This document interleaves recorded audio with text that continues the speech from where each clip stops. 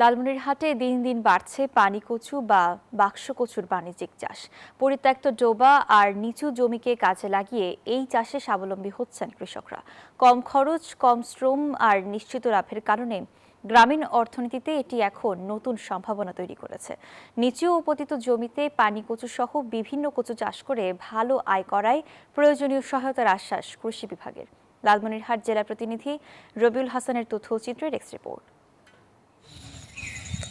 লালমনিরহাটের হাতীবান্ধা উপজেলার তিস্তা নদীর দীর্ঘাসাদ ধুবনী গ্রাম এখন কচুর গ্রাম হিসেবে পরিচিতি পাচ্ছে।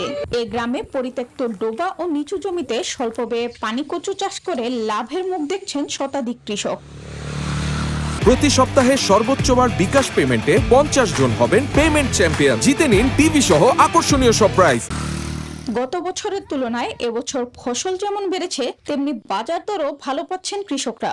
সরকারের কাছ থেকে কচু চাষে ভর্তুকি ও কৃষি ঋণ সহ প্রয়োজনীয় সহযোগিতার দাবি কৃষকদের। আমরা এই পুকুরগুলো মানে নিচু জমিগুলো আছে এক মৌসুমে আবাদ হয়, এগুলো আমরা কচু গাড়ি, আমরা কচুতে অনেক লাভবান, 20 টাকা 30 টাকা এবং 40 টাকাও বেচাইছি আমরা।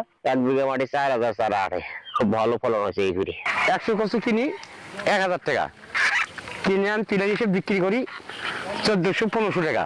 এদিকে পানি কচু বা বাক্স কচু চাষ করে কৃষকরা ভালো মুনাফা পাচ্ছেন, তাই প্রয়োজনীয় সহায়তার আশ্বাস কৃষি বিভাগের। কচুটি আবাদ হয় সেটির বাজারে কিন্তু ভালো একটি চাহিদা রয়েছে এবং কৃষকও কিন্তু এখানে ভালো একটি মুনাফা করতে পারছে।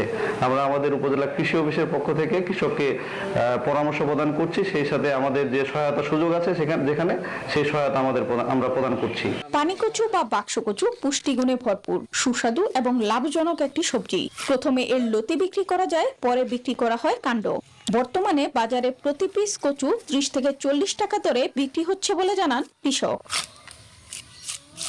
Desk report, news 24।